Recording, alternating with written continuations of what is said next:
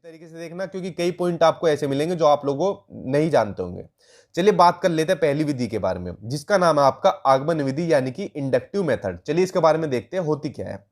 आगमन विधि के जनक यानी प्रतिपादक अरस्तु है। आपके टेट एग्जाम में तो बहुत पूछे जाते हैं कि फलाना विधि के जनक कौन है, तो इनके जनक भी याद कर लीजिए। इसके जनक आपके अरस्तु। आगे देखते हैं इसके बारे में क्या लिखा हुआ है।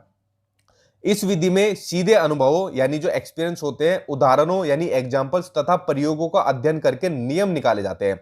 यानी इस विधि में क्या होता है, इस विधि में बच्चों को पहले खुद के अनुभव दिए जाते हैं या उदाहरण बताए जाते हैं और उदाहरण से फिर नियम निकाले जाते हैं। यानी ये जो विधि होती है आपकी, ये विधि होती है आपकी उदाहरण से नियम की ओर विधि होती है। ठीक है, आगे मैं बताऊंगा एग्जाम्पल के थ्रू सारी चीजें इसके बारे में। यह शिक्षण विधि छात्र केंद्रित विधि है यानी चाइल्ड सेंटर्ड आपकी मेथड है, जो विद्यार्थियों को करके सीखने पर यानी लर्निंग बाय डूइंग पर बल देती है। अब देखो इस विधि के बारे में मैं आपको कुछ चीजें बताता हूं, इनको ध्यान से देखना। मान लीजिए बच्चों को आपको प्रकाश संश्लेषण के बारे में पढ़ाना है, फोटोसिंथेसिस की प्रक्रिया कैसे कैसे होती है और आखिरकार प्रकाश संश्लेषण होता क्या है, बच्चों को आपको ये चीज पढ़ानी है। लेकिन बच्चों को आपने ये चीज पढ़ाने से पहले एक पेड़ का एग्जाम्पल दे दिया, ठीक है, क्योंकि बच्चा पेड़ के बारे में जानता है। चलिए एक पेड़ बना भी देता हूं, देखो आपको कितनी जल्दी ये चीज समझ में आ जाएगी। ठीक है, ये हमने एक पेड़ बना दिया, तो बच्चों को हमने क्या दिया, एक एग्जाम्पल दे दिया, उदाहरण दे दिया पेड़ का, और फिर उसके बाद क्या काम किया, नियम निकाले, यानी फोटोसिंथेसिस यानी प्रकाश संश्लेषण की जो प्रक्रिया है उसके नियम बता दिए। दूसरा पॉइंट, यह विधि जो होती है स्थूल से सूक्ष्म की ओर चलती है। स्थूल मतलब बड़ा यानी मोटा। और देखो जो बच्चा होता है वो चीजें सबसे पहले वही सीखता है जो उसके सामने साइज में बड़ी हो, मोटी हो। तो देखो पेड़ उसको सामने अच्छा खासा दिखेगा, बड़ा मोटा दिखेगा यानी स्थूल दिखेगा। फिर उसको सूक्ष्म चीजों की ओर ले जाओ जो आपके प्रकाश संश्लेषण की प्रक्रिया के अंदर दिया हुआ है। तो ये पॉइंट हो गया आपका पहला। अब उसके अलावा दूसरा पॉइंट देखो इसका, ज्ञात से अज्ञात की ओर, यानी चीजों को पहले बच्चे वो चीजें कराओ जिन्हें के बारे में बच्चा जानता हो। पेड़ के बारे में हर कोई बच्चा जानता है, भाई पेड़ के नीचे बच्चा रहा भी होगा, चढ़ा भी होगा, छाया में बैठा भी होगा। फिर बच्चों को अज्ञात चीज की ओर ले जाओ, यानी प्रकाश संश्लेषण के बारे में फिर बच्चों को पढ़ाओ। उसके अलावा अगला पॉइंट देखते हैं, अगला पॉइंट क्या दिया हुआ है, मूर्त से अमूर्त की ओर, यानी कॉन्क्रीट टू एब्स्ट्रैक्ट। यानी मूर्त कौन सी चीजें होती है जिनको हम देख सकते हैं, पकड़ सकते हैं, छू सकते हैं। जैसे पेड़ हो गया, इसको देख भी सकते हैं, पकड़ सकते हैं, छू सकते हैं। अब पेड़ के बारे में बता दिया, यानी मूर्त चीज हो गई आपकी पेड़। उसके बाद अमूर्त चीज की ओर पढ़ाना शुरू कर दिया, यानी प्रकाश संश्लेषण के बारे में बताना शुरू कर दिया। तो देखा आपने इस विधि के अंदर क्या काम किया, पहले बच्चों को एक एग्जाम्पल दे दिया, उदाहरण दे दिया, और फिर उसके बाद नियम निकाले गए। और ये पॉइंट भी अच्छे तरीके से कर लेना, क्योंकि ये पॉइंट भी आपके एग्जाम में आते हैं। तो यही होती है आपकी आगमन विधि, यानी जिसमें उदाहरण से नियम की ओर बताते हैं, और प्राइमरी लेवल पर बहुत यूज होता है इस वाली विधि का। अगली विधि पढ़ते हैं निगमन विधि।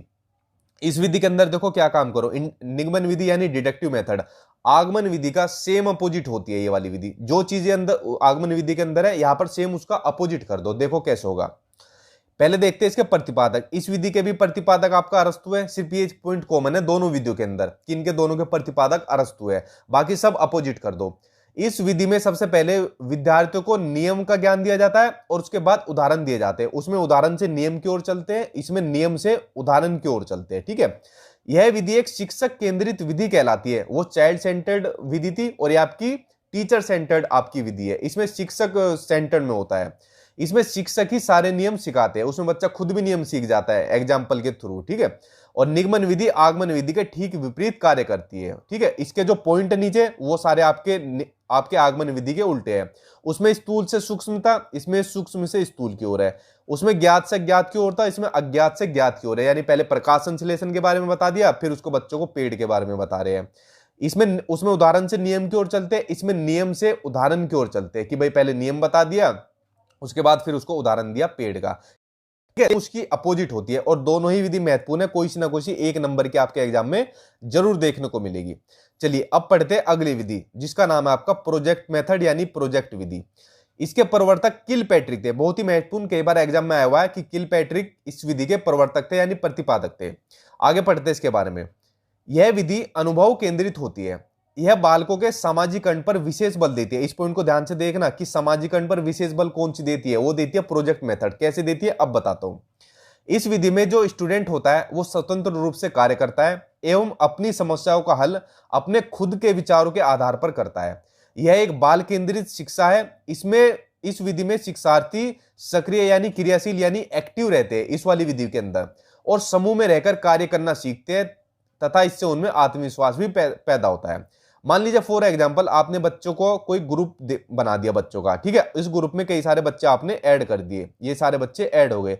अब इनमें बच्चों को आपने काम दे दिया कि जितने भी आप लोग पेड़ के बारे में जानते हो उनके नाम लिख कर लाना, उन सब की फोटो लेकर आना, और पेड़ों से संबंधित जितनी भी महत्वपूर्ण जानकारी है वो आप लोग अगले दिन जब आओगे क्लास में तो मुझे सब आप लोगों को बतानी है। तो बच्चा क्या काम करेंगे, सारे के सारे बच्चे एक्टिव हो जाएंगे, क्रियाशील हो जाएंगे। तो वो क्या काम करेंगे, अपने पार्क में जाके, अपने आस पड़ोस में जाके पेड़ों के बारे में जानकारी इकट्ठा शुरू कर देंगे। तो यानी बच्चे सक्रिय हो गए। इससे क्या हो रहा है, सामाजिकरण का भी तो विकास हो रहा है। जब बच्चे आपस में रह के कोई काम करेंगे तो सामाजिकरण का विकास होगा, सोशलाइजेशन का डेवलपमेंट होगा उनके अंदर, ठीक है। तो ये विधि होती है आपकी प्रोजेक्ट विधि, जिसमें बच्चा खुद अपने विचारों के आधार पर काम करता है, ठीक है। ये हो जाएगी प्रोजेक्ट मेथड। चलिए अब चलते हैं अगले क्वेश्चन पर। अगला क्वेश्चन है, अगली विधि है बहुत ही महत्वपूर्ण, प्रत्यक्ष विधि। और आपकी लैंग्वेज जो होती है, जैसे आपकी हिंदी, इंग्लिश, संस्कृत, चाहे कोई भी लैंग्वेज हो, 1 नंबर की लगभग मानकर चलिए कंफर्म पूछी जाएगी। जान लेते हैं इस विधि के बारे में। पहले पढ़ते हैं इस विधि के बारे में। इस विधि में बालक को बिना व्याकरण के नियमों का ज्ञान कराए भाषा सिखाई जाती है। इसमें व्याकरण के नियमों का ज्ञान नहीं कराते। इस विधि में जो बालक की मातृभाषा होती है उसे बिना मध्यस्थ बनाए हुए, यानी मातृभाषा की जरूरत नहीं होती इस विधि में, बिना उसको मध्यस्थ बनाए अन्य भाषा सिखाई जाती है। इस विधि में वार्तालाप के माध्यम से अधिक सीखने पर बल दिया जाता है, जिससे वह प्राकृतिक रूप से यानी नेचुरल प्रोसेस के थ्रू सीख लेता है। इस विधि में सर्वे दृश्य सामग्री का प्रयोग किया जाता है, यानी टीएलएम का यूज किया जाता है, टीचिंग लर्निंग मटेरियल का, और प्राथमिक कक्षाओं हेतु यह विधि अत्यधिक उपयोगी है। चलिए ये तो पढ़ लिया आपने, जो चीज पढ़ने की थी इसके अंदर महत्वपूर्ण। अब देखो मैं बताता हूं आपको क्या करना है। नाम इसका क्या है, डायरेक्ट मेथड। सिंपल से याद कर लो, जिस विधि में किसी भाषा को डायरेक्ट सिखाया जाता है या कोई चीज उसको डायरेक्ट सिखाई जाती है वो होती है आपकी प्रत्यक्ष विधि, यानी कि डायरेक्ट मेथड। मान लीजिए मैं किसी बच्चे की भाषा हिंदी भाषा है या उसकी मातृभाषा भी हिंदी भाषा है। अब वो बच्चा किसी दूसरे देश में चला गया, फॉर एग्जांपल अमेरिका के अंदर चला गया। अब अमेरिका के अंदर कौन सी भाषा बोली जाती है, वहां पर बोली जाती है आपकी इंग्लिश। तो देखो वहां पर आपकी इंग्लिश बोली जाती है। तो इस विधि में क्या होता है, डायरेक्ट सिखाया जाता है, यानी बच्चा अपने आप डायरेक्ट सीख गया। व्याकरण के नियमों का ज्ञान नहीं कराता। जब बच्चा यहाँ पर इन बच्चों के साथ रहना शुरू करेगा, इनकी बच्चों की कॉपी करेगा, जो ये भाषा बोलते हैं, पहले उसको कम समझ में आएगी, फिर धीरे धीरे थोड़ा ज्यादा समझ में आएगी, ठीक है। बालकों की मातृभाषा इसमें मध्यस्थता का काम नहीं करती। अमेरिका वालों को खुद हिंदी नहीं आती तो मातृभाषा वो क्या समझेंगे, ताकि आपको एक्सप्लेन कर सके। तो मातृभाषा का कोई रोल नहीं होता इसके अंदर, ठीक है। वार्तालाप के माध्यम से अधिक सीखने पर बल दिया जाता है। जितनी ज्यादा बातें करेंगे उतना ही ज्यादा इस विधि के माध्यम से बच्चा सीखता है। तो समझ गए, यानी डायरेक्ट मेथड, जब किसी विधि के माध्यम से किसी चीज को सीधा सीखा जाता है, डायरेक्ट सीखा जाता है बिना किसी की मध्यस्थता कराए बिना, ये होती है आपकी प्रत्यक्ष विधि। इसको अच्छे तरीके से कर लेना, आपके एग्जाम में 1 नंबर की कंफर्म आएगी। अगली देखते हैं, अगली आपकी विश्लेषण विधि यानी एनालिसिस मेथड। इसके अंदर क्या होता है, पहले देखते हैं। इस विधि के जो जनक है वो है आपके H.E. आर्मस्ट्रॉन्ग, ठीक है। और इस विधि में समस्या को छोटे छोटे भागों में बांटकर उनका अध्ययन व समीक्षा करते हुए उसे हल किया जाता है। जैसे कि भाई मान लीजिए बच्चों को आपको पेड़ के बारे में बताना है। चलिए पेड़ का एग्जांपल ले लेता हूं। ये आपका पेड़ हो गया। अब देखो इसको ध्यान से समझना, क्योंकि विश्लेषण और संश्लेषण आपका 1 नंबर का इन वीडियो से जरूर बनता है क्वेश्चन। ये आपका पेड़ हो गया। अब बच्चों को आपको पेड़ के बारे में बताना है, तो आपने क्या काम किया, पेड़ को छोटे छोटे भागों में आपने हिस्सा कर लिया कि भाई ये तो जड़ हो गई, ये तना हो गया, ये पत्तियां हो गई, फूल फल हो गए। इनके बारे में अलग अलग इसके पार्ट्स बता दिए बच्चों को, और अलग अलग बताने के बाद फिर उसका अध्ययन किया और समीक्षा करते हुए इस विधि के माध्यम से चीजें सिखाई जाती है। कुल मिला के छोटे छोटे भागों में, छोटे छोटे टुकड़ों में करके इस विधि के अंदर चीजें सिखाई जाती है, जैसे पेड़ के अलग अलग भाग कर लिए। अब चलते अगली विधि पर। अगली विधि आपकी संश्लेषण विधि यानी आपकी सिंथेसिस मेथड। ये सेम आपकी विश्लेषण विधि की अपोजिट है। जैसे आगमन निगमन थी, ऐसी ये दोनों विधि होती है। इस विधि के जनक H.E. आर्मस्ट्रॉन्ग है, इसके भी जनक यही है। बाकी सेम चीजें अपोजिट कर दो। विश्लेषण कर लेने के बाद ही संश्लेषण का कार्य होता है, यानी जब अलग अलग टुकड़ों में तोड़ी है उसके बाद संश्लेषण का काम शुरू होता है। वो कैसे, इस विधि में किसी समस्या गतिविधि के छोटे छोटे भागों को जोड़ते हुए समस्या का हल किया जाता है। उसमें समस्या को अलग अलग तोड़ते हुए करते हैं, इसमें समस्या को जोड़ते हुए समस्या का हल किया जाता है, ठीक है। जितने भी पार्ट्स है पेड़ के उनको जोड़ लो और फिर चीजें आपको बच्चों को सिखानी चाहिए। इसमें एक चीज महत्वपूर्ण पॉइंट ये भी देख लो, ये प्रोफेसर यंग के अनुसार अलग अलग नाम इनके एग्जाम में दिए होते हैं। यंग दिया है, युंग दिया है, कार्ल जुंग के नाम से दिया हुआ है। इनके अनुसार ये एक महत्वपूर्ण ये इनकी व्याख्या की गई है। इसको देख लो, आपके एग्जाम में बहुत बार रिपीट हुई है कि संश्लेषण विधि द्वारा सूखी घास से तिनका निकाला जा सकता है, लेकिन विश्लेषण विधि में स्वयं तिनका घास से बाहर निकलना नहीं चाहता। ये किस मनोवैज्ञानिक ने कहा था, किस मनोवैज्ञानिक का कथन है? तो ये आपके प्रोफेसर कार्ल युंग का या कार्ल जुंग का, कोई सा भी नाम आ जाए, ये इसके नाम है, ठीक है। तो इसलिए ये आप डेफिनेशन भी अच्छे तरीके से देख लेना। तो आपकी संश्लेषण और विश्लेषण होगी। अब चलते हैं अगली विधि पर।